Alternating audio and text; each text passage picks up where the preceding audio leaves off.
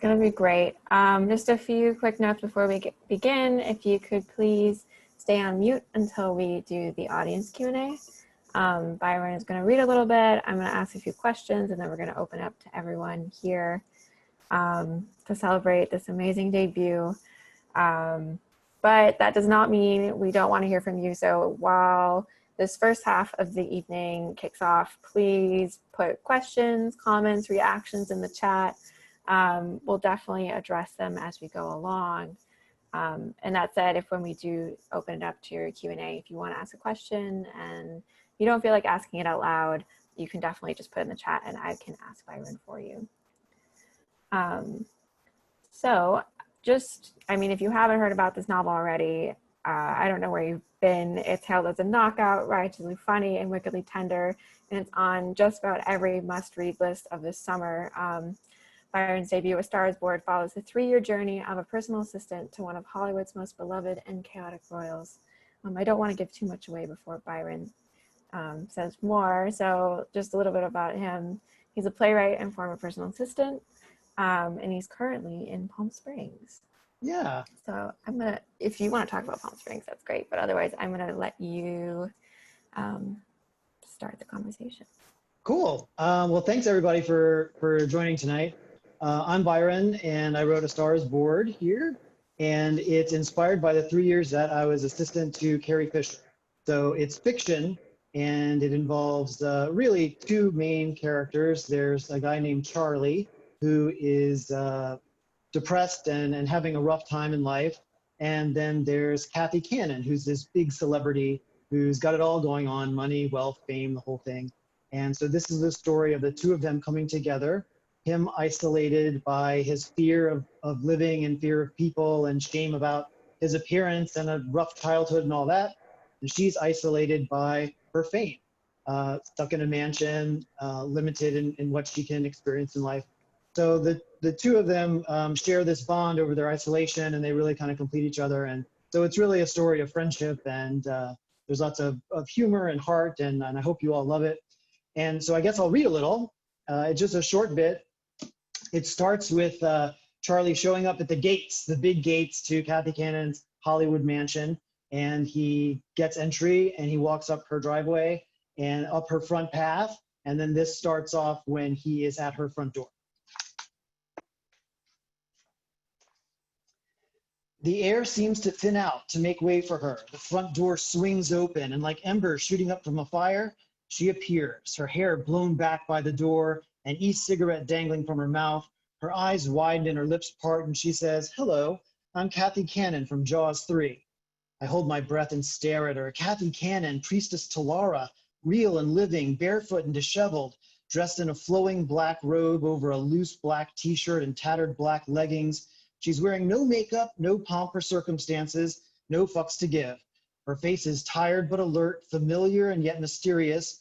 She looks so much like the woman I remember from childhood movies, yet donning gravity and time like some kind of disguise, like some kind of mask that's taken up residence upon her, leaving her both an old, beautiful acquaintance and a strange, fresh new one.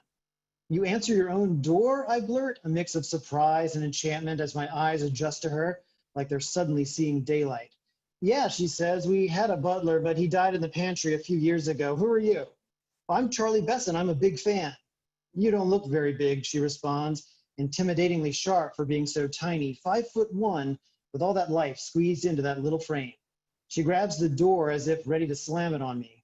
I'm here for the personal assistant job, I say. Not the colonic, Kathy says, disappointed, yanking the e-cigarette from her lips and letting her hand flop to her side, her shoulders slumping, her other hand still holding the front door, letting it sway slightly closed, then open, then closed, then open, as if she's considering.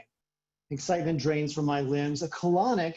Ah, this is why I was granted such quick entry. She expected someone else. I'm not who she wants, of course. Sorry, I start, feeling the magnitude of the not completely unexpected moment. My unforgettable hero has forgotten we had an appointment. Cue my shame, horror, foolishness. Except I notice Kathy Cannon beginning to smile. She stands up straight, pops the e-cigarette back in her mouth, lets go of her front door, allowing it to swing open.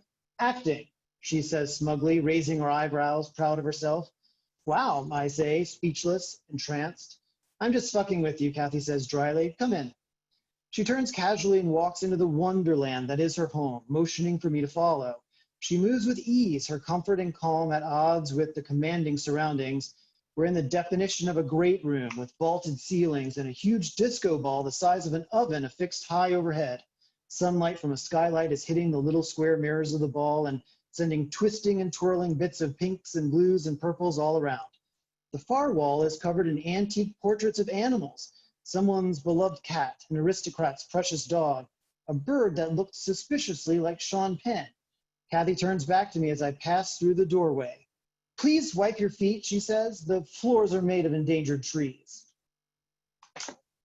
And that's Charlie entering her world.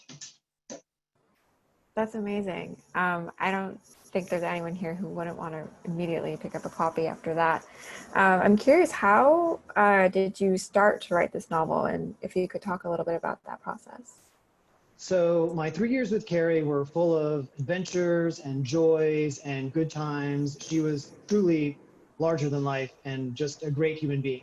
When she died, it was a really big loss for, I know, the world, and for me too. She was the first person in my life the first major loss in my life. Like, so my parents are still alive. My grandparents died when I was very young. So Carrie was the first person who left this world and left my orbit. And I think that does change a person a little bit. So I felt that grief pretty profoundly. I shared a little bit about her on Facebook and people responded to some of those good memories. And I thought, maybe there's a story in here to tell. Maybe there's a way to capture some of those fun times and sweet memories. So Carrie used to say, take your broken heart and go make art. And so that's what I tried to do here with this. It's beautiful. Because this book is based off a lot of your experiences, you have this incredible disclaimer, one of my favorite disclaimers I've read, about trying to differentiate between fact and fiction. And it says, this is a work of fiction. Any resemblance to reality is purely coincidental, including names, places, weapons, and sexual acts. And what was that process? What was it like writing so close to your life? Did you ever feel like you were too close, or were you worried about getting something wrong maybe? I just tried to be, I tried to capture the spirit of our time together. So it's full of imagination, full of some experience that didn't happen, and maybe the seeds of a few things that did, but it really is fiction. And so that was my main goal here, is to just tell a story that's honest, based on real people and real relationships. So I looked at my own life, my own family, but I also looked at from what friends and would talk to me about their family, or other celebrity assistants would tell me some of their experiences, and a version of some of those stories went in here too. So I try to keep it as grounded as possible, not necessarily true to real life or exactly what happened. Makes total sense. What is something that you hope readers take away from the book? Oh, I hope people leave this book with hope, with some happiness, and with a couple new friends at least in these characters. I hope that if people leave and think that the beautiful qualities of Kathy Cannon, the character in these books, if they leave thinking that some of those qualities were possessed by Carrie Fisher, then that makes me quite happy, because she really was a joy and a triumph, and she did save me in so many ways. And I'll tell you something that I learned working for Carrie that I hope people leave with this too. And that is, when I first started with Carrie, I was very serious in life. And I'm still a little serious, but I'm working on it. But I was very serious, and Carrie sort of taught me that I can stress myself out about something that's not going right. I can stress myself out about imagining that something will go wrong, but usually everything works out. So I can skip the stressful part and just jump to the it works out part. And sometimes there's a great comfort in that, and a great relief in that. So that's something I learned from her, and I hope folks who read this book, along with the friendship and the humor and the heart, I hope they also leave with a bit of that. For sure.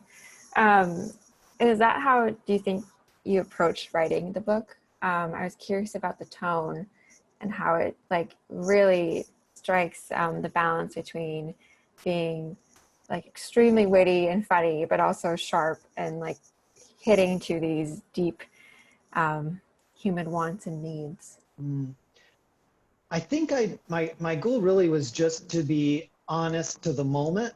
So when Kathy and Charlie are sitting for that job interview scene, I just tried to keep it as real as possible in that world. So I know that Kathy is larger than life. She's wealthy. She gets what she wants out of the world.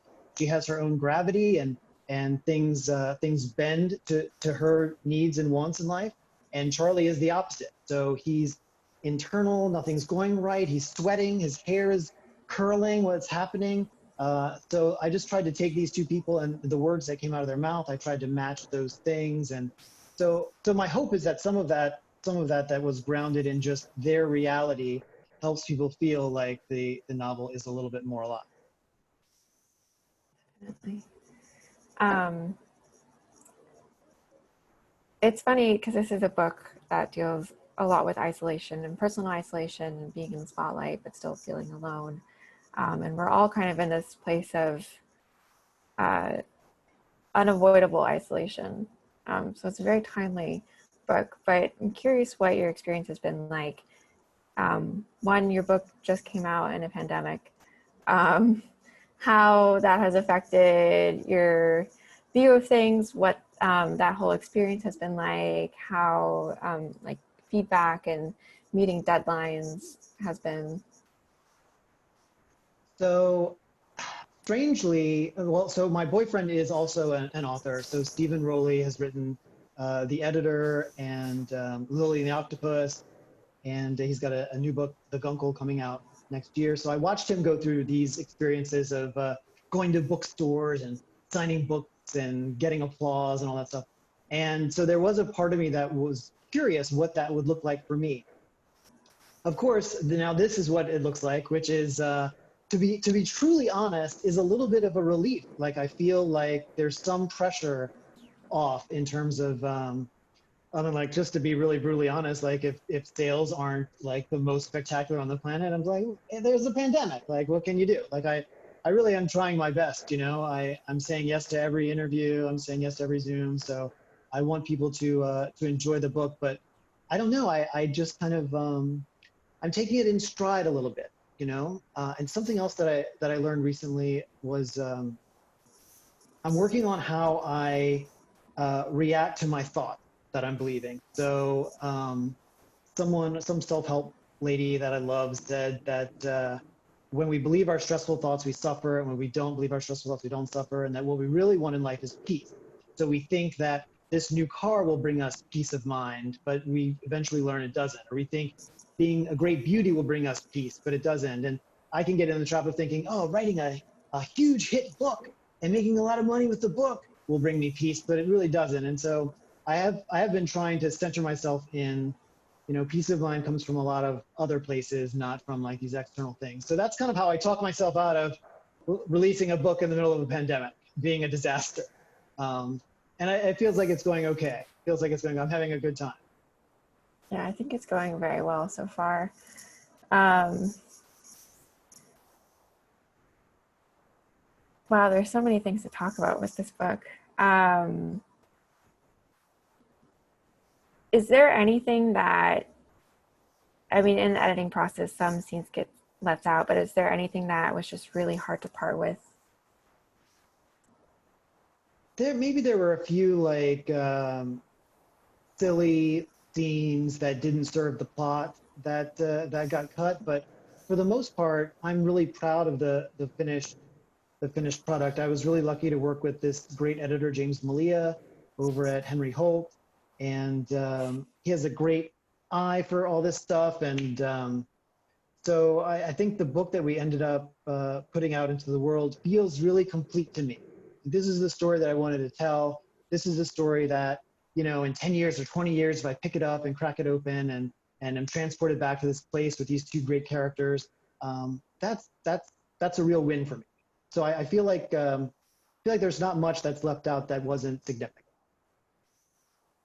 Have you gone back to read the book since it's been published, or since you've stripped it off?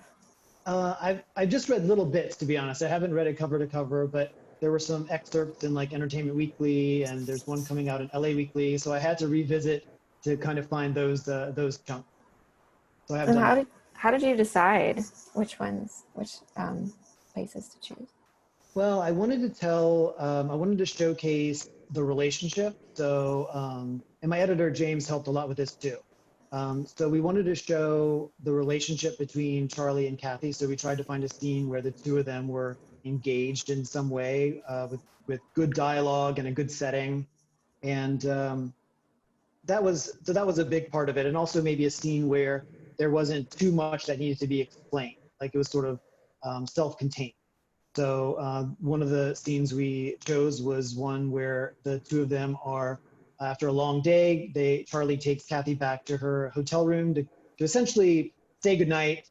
But they ended up watching a movie together, eating peanut butter out of a jar, and having a little discussion about the meaning of life. So that kind of that was a good summary of both of them, gave people a good taste of who they are, and that's how we landed on that.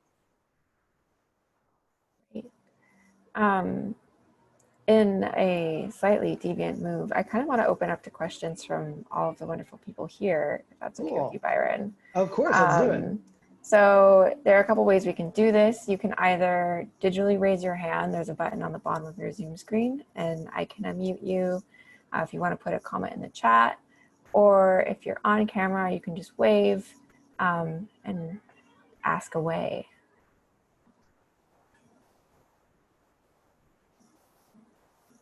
I think Leanne has a question. Well, I'm normally live in Santa Monica, but I'm in Hilo with my parents during the COVID.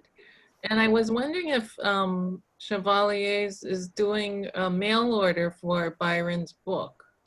We definitely are. Please email us at chevaliersbooks@gmail.com. We're happy to ship anywhere. Thank you, Leanne, for wanting a book and reaching out. I appreciate it. Yes. Am I unmuted? Yes, you are. You're ready. Oh, good. Thank you for bringing this book to us in person, which is wonderful. What a great novelty. And I appreciate that. When you started working with Carrie, and you said you were maybe a more serious person, and from watching her interviews, I'm not a crazy fan, but I really appreciated her books, her movies, the movies that she wrote, her interviews. I saw her play. How was it adjusting to her vibrant energy? And I don't even know what word to use, because I don't want to be, I want to be politically correct, but just all the energy that she had and her imagination and her silliness. And was she living at the compound at the time with mom and her brother? Because it was just her and Debbie Reynolds lived on the property too, in a separate house, just like you saw in the documentary on HBO. Right. So how did you make that adjustment with your seriousness, or did you just have that playfulness within you and it was then discovered and released? And how did you get along because of the different personalities and stuff? So she's a natural entertainer. So she loved an audience of one, was fine. So she wasn't thrown off at all by I would say in the earliest time together, much of my time was spent just like staring at her in awe. And in fact, there were times where I would say to her, like, what's happening? Like we'd be on an airplane and she'd ask for a chocolate chip cookie after they've already shut everything down and we're literally landing. And I would say, well, how do you manage that? And she's just like, I just asked. And there really was something for me who was the opposite, so scared to ask for anything. For me, witnessing that was really therapeutic and helpful and cool. And so at the beginning, I think I was like maybe in a state of shock. What am I witnessing? What's happening here? But as time went on, I think I found that there can be a real balance in reaching for what you want in life, even if it's chocolate chip cookie. If people think you're a little nutty, there are just as many people who think that you're someone marvelous and wonderful. And those were just really great lessons to learn being around her. And all of her behavior was joyful, and that was contagious. So I definitely can see how some people are like, that's a lot of joy. But to be honest, for me, it was at that time I felt a little empty of joy. So I maybe could have used a little bit of that and did. Does that make sense? Totally. Yeah, it sounded like you met her at the time that you needed to meet her, and she met you at the time when she needed to meet you. It's so weird because I don't know how I feel exactly about like the universe is working things out. But it did seem like that, and it did feel like that. Thank you. Sure. We have a question from Aaron in the chat. It says, Byron, do you have a favorite Charlie scene or moment in the book? So my favorite would have to be when Charlie and Kathy go see the Northern Lights together, which was inspired by something that did happen with Carrie and I. And she's written about this in places and in magazine interviews and stuff. But basically, Carrie loved Earth and loved interesting things happening to the planet. And so she had signed up for these weather alerts. And so it was just like a Tuesday or something. She got a weather alert that the conditions were going to be great for the Northern Lights. So she sends me a text message, hey, will you book us flights to Yellowknife, Canada? Let's go see the Northern Lights. And I'm like, what? We're just going to go to Canada? When? How? And tomorrow. Like, where are the planes? So call the travel agent, work it all out. And we hopped and skipped in the plane to Yellowknife, Canada, which is freezing cold. I'm just a poor kid from Louisiana. That's where I'm from. So I didn't even have a proper winter coat. So we land in Yellowknife and she buys me a winter coat and a cap and gloves and a scarf and all that to get ready. And then we crash in a hotel room. And then the next day we go dog sledding to kind of kill the time, kill the daylight. And then when the night comes, we get in with a tour guide and he drives us out to this frozen lake and we watch the Northern Lights overhead. And what was so special about that is that Carrie was a woman who'd seen just about everything in her life. She'd met the biggest stars. She's been in the biggest movies. She had money and fame and all that good stuff. And she traveled endlessly. But at that point, she hadn't seen the Northern Lights. And it was so cool to see her in awe of something. And so that was a really special moment we shared. And I had my glasses on at the time and took them off and stuffed them in my coat pocket. And then when we got back in the car, I realized they weren't there. So I dropped them. And so they're on this frozen lake. And I like to imagine now that the lake has thawed and my glasses are now at the bottom. And so there's a little piece of us out there still. And so that basically happens to Charlie and Kathy. They go on these adventures. They go dog sledding. They go see the Northern Lights. And so I tried to capture the spirit of that experience.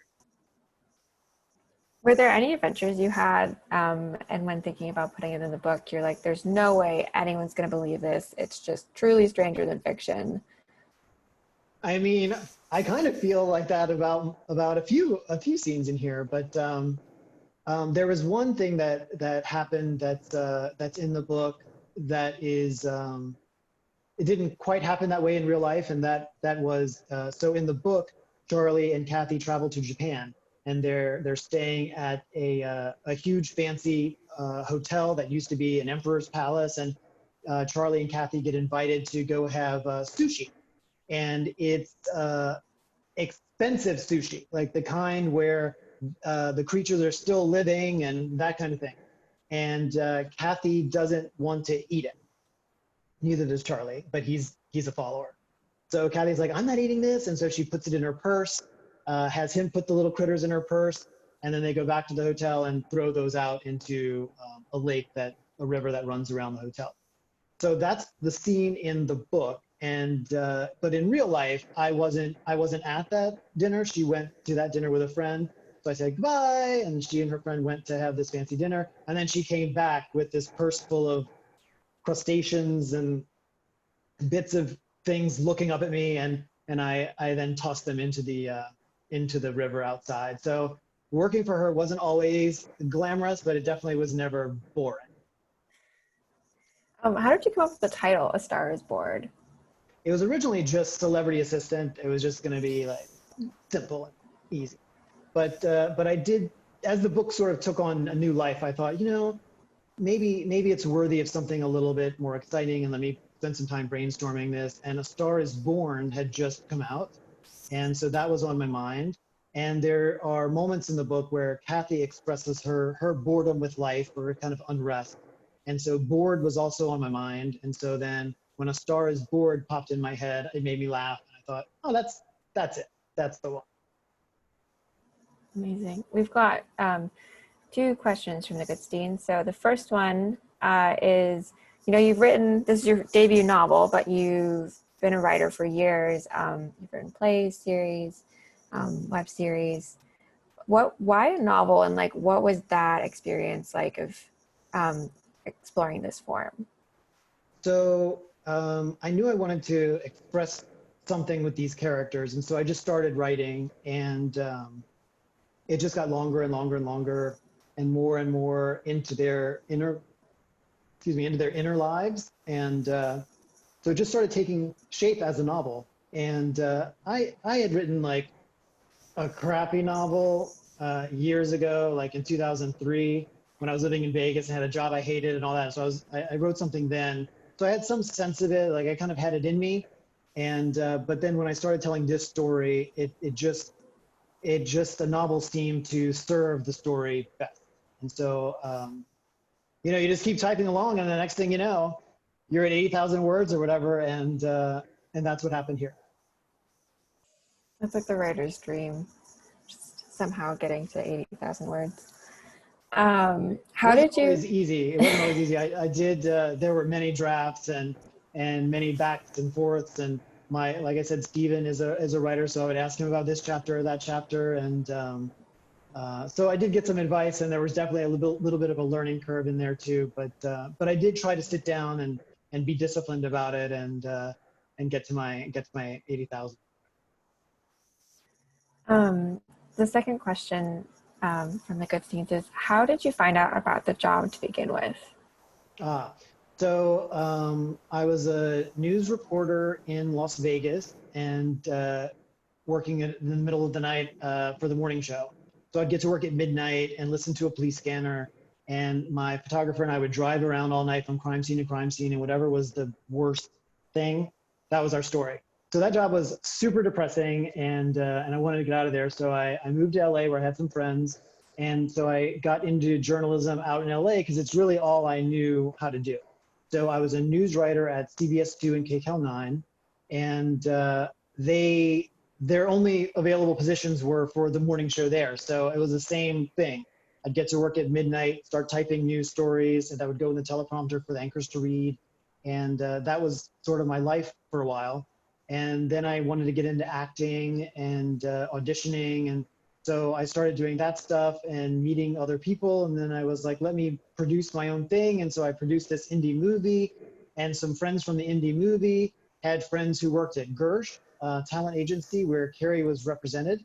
And when she needed a new assistant, they kind of got together and they were like, all right, who do we want? What kind of person do we want? And they wanted someone who was kind of serious to balance out her excited parts. And they wanted someone who had a writing background to help her with writing her books and essays and whatnot. So my friend emailed me, hey, do you want to work for Princess Leia? And I mean, I had mixed feelings about it, because I would be leaving a career, I'd be leaving a journalism career to go be an assistant. But I thought to myself, I hate this career. And if I'm going to work for someone as an assistant, who on earth better than Carrie Fisher? So I was like, yeah, let's try this out. So I said yes. And then next thing you know, I was meeting with Carrie in Beverly Hills. So you mentioned that you worked with Carrie on writing, And I'm guessing that Postcards from the Edge definitely influenced your own process of writing this book. Was there any other materials that you turned to? Well, when I was just starting with the novel, I did try to. I wanted to. So when I was doing screenwriting, one thing that I would do is look to something that was like that I enjoyed or that was a match for what I wanted to write. So if I wanted to write something that was similar to 30 Rock, I would watch 30 Rock and write out the beats and kind of feel the rhythm, that kind of thing. So when it came to novels, I wanted to write a novel that was similar in taste and style to some that I loved. And one of my favorite writers is Chuck Palahniuk. So Chuck Palahniuk, his novels are really intense, really graphic. You get on a train and you're sailing, things are happening, and then he also weaves in little bits of information, and so that was really an inspiration for me. So I try to write scenes and chapters where something is happening, there's an action happening, and then the background, I pepper that in. And then things like Hey Siri or Therapista Says or even the Assistant Bible are other things I use to try to, devices I try to kind of break it all up. And I think he does a lot of that. And I learned a lot from Carrie too in terms of writing. So gosh, I love Surrender the Pink, one of her novels. That has a special place in my heart because she was going to at one point convert that to a film. So she asked me to transcribe it into like screenwriting software. So I bought it, the Audible version, and listened to it on headphones and typed it all out. So that was another kind of learning experience to see the pace and the style and the writing. And then she would also like to read before she would write, to kind of get the flow, and she used to call that refilling the coffers. So all of those things kind of contributed to what this book has become. Is there anything you're reading right now? I just finished Heart of Junk by, I think, Luke Geddes, which was so fun and so wonderful and full of like rich characters. It's about a antique mall. So people who have these little booths and sell junk basically, and the infighting that goes on there. And I think part of the reason I think I loved it too is that, well, the writing is great, the characters are interesting, but it does remind me of Carrie, because every time we would travel somewhere, she would look for like an antique mall or like some vintage shop, and she would try to go in there and buy the weirdest thing. So I was really, I really felt a little sentimental about it. What was the weirdest thing that she bought?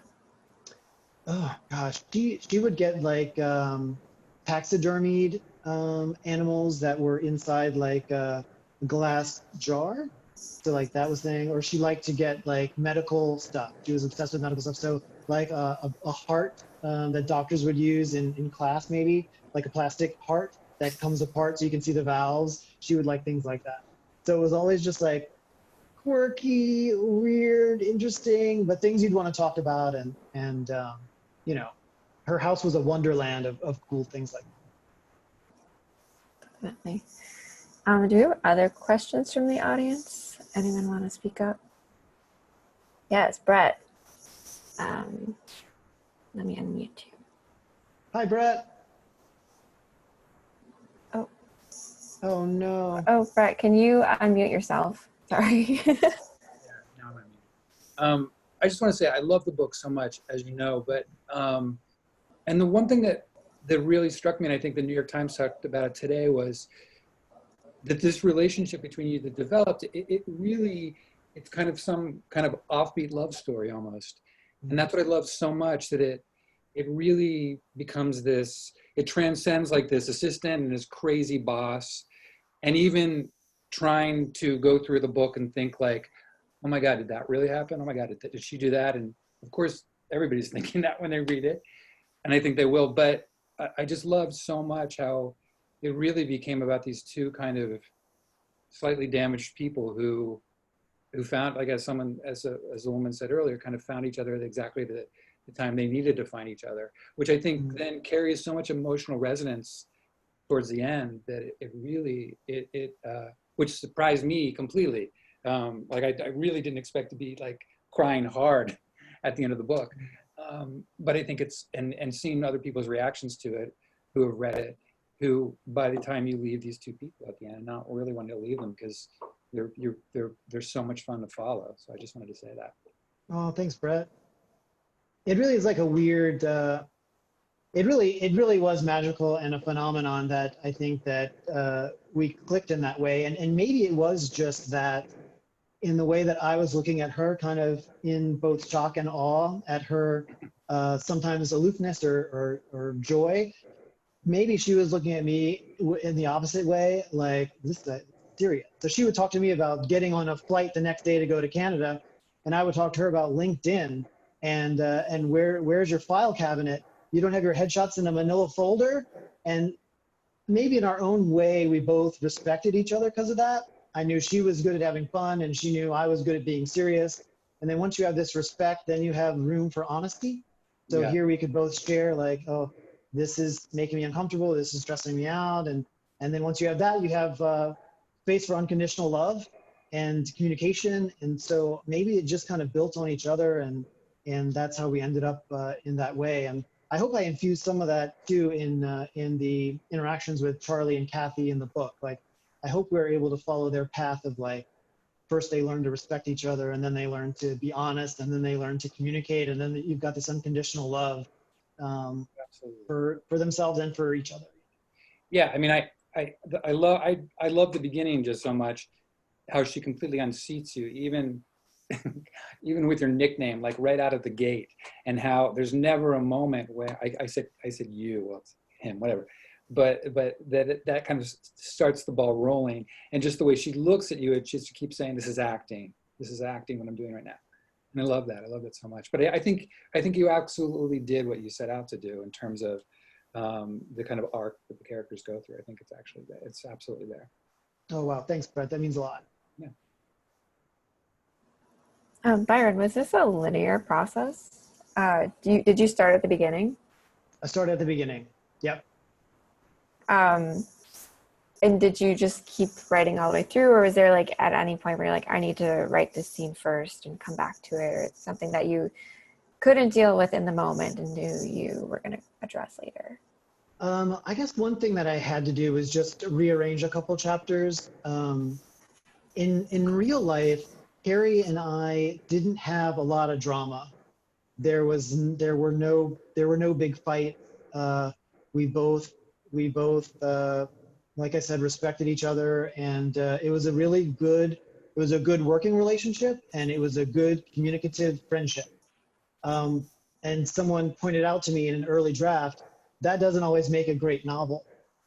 So I did have to move some chapters and things around to try to create, to service the plot.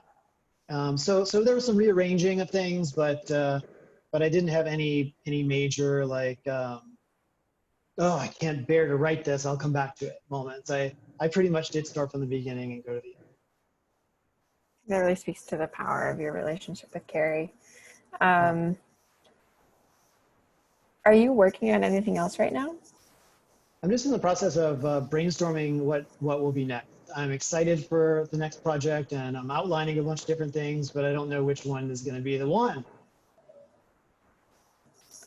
And just check in with any other questions. But I have one more thing. Who would play you in the movie? Oh man, please give me your suggestions. I don't know. I mean, I'm torn between, like, who looks like me. It's a trap. The who would play me in a movie, it's a trap. I get told that, well, when I had hair, that I looked a bit like Frodo. So I think a lot, maybe Elijah Wood, I don't know. Because he also has the kind of, he has a vibe that's, he has a vibe that's earnest and whatnot. So I know I think about him, but I don't know. I'm really unsure. Who do you think? Do any people come to mind for you? I don't know. I'd have to think. Yeah.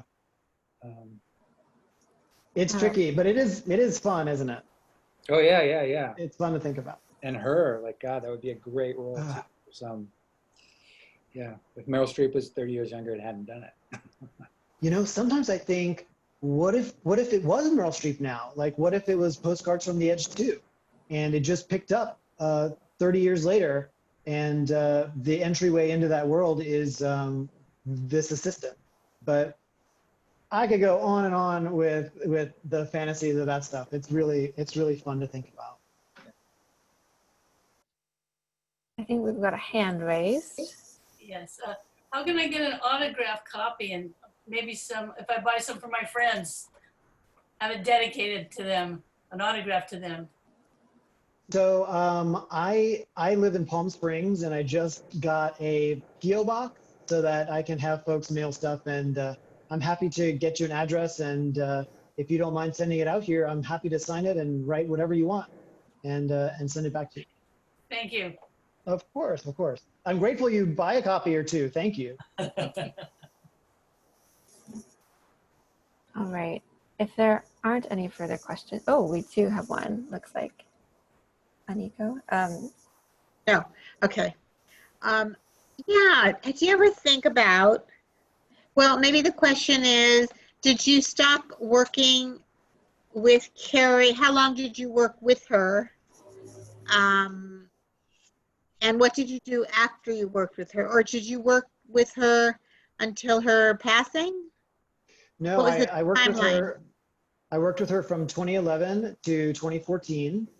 And like I said, it really was a great experience, and it was hard to leave, in part because here you've got this job where you're paid really well, people think it's cool, you know, you're meeting celebrities and going to great places. But my problem was that I had other ambitions. So I wanted to write. I wanted to maybe produce a TV show or another web series. I wanted to date, which was really hard when you're working a job like that can sometimes be demanding. I wanted to get a dog. How do you get a dog when you're out of town for 2 weeks at a time? You know, I was in a writer's group and I was missing meetings because we were traveling. So because I had these other ambitions, it made living someone else's life harder. So I had to decide, do I want to live someone else's life, even though it's amazing and fun and cool, versus do I want to live my life, which might be not as glamorous. And so I ultimately decided I got to take a chance on myself. And so I told Carrie I was leaving, and I ended up with a job at a studio in LA as an assistant. So it was a different kind of assistant. I was sitting at a desk and answering phones and that kind of thing. But my employer was super cool, super smart. I was a little underqualified for that kind of job. People would call like other studio executives. I didn't know who anyone was. So I was a little out of my league there. And so that was a very hard job and a hard time. But learned a lot and met a lot of cool people. And so that's why I decided to leave my employment with Carrie. And then that's the job I had right after. And did you remain friends? Or Yeah, we stayed in touch, and we would text and email, and she would invite me to parties at our house. And I had just seen her for her birthday party right before she died. Her birthday's in October, so yeah, we were still in touch. I would send her little messages. Like I was in Jonathan Adler, and they had a hot pink marble foot, like a giant foot. So I would take a picture and send it to her, and say, "Where is that? How much is it? Like, you know, how can we get it to my house?" So she was a blast. She was a blast. It's a real loss. Thank you. Yeah. Any other questions? If not, I do have one to end on, in the spirit of hope and good things. I know you've had quite a month. You moved, you got engaged, and your book came out to widespread acclaim. But is there anything you're looking forward to? God, that's a really good question. I'll tell you, the book release has really been very consuming. So in the best way. So social media kind of blowing up, So I'm kind of looking forward to that. Tomorrow I'm catching up with people and responding to some of the kind messages. Tomorrow I'm doing some radio interviews, which is very cool, like drive time radio. So my first one's at 4 a.m. So I'm looking forward to that being over and getting to take a nap tomorrow afternoon. So that's my most immediate plan. But yeah, I did just get engaged to Steven. I'm really excited about planning that. And I don't know, life has been pretty good. I'm ready for the COVID thing to end so that we can have these things in real life and hang out with our friends. I'm looking forward to that. So I don't know, I'm feeling pretty hopeful and optimistic about all of it. Lovely. I want to thank everyone for coming tonight, and thank you especially Byron for being here. Wait, can I say one thing though before? Yes. Sorry. Do people know? Sorry, in the editor, in the acknowledgements. Sorry, there's one question I wanted to talk about. How did the acknowledgements end?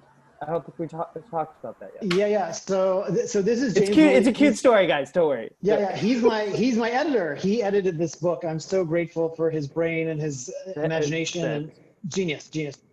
So Steve and I had talked about getting married, but nothing was official and we didn't have like a set plan. And I thought, well, it isn't every day that you have a debut novel. So I'm going to propose to him in the book.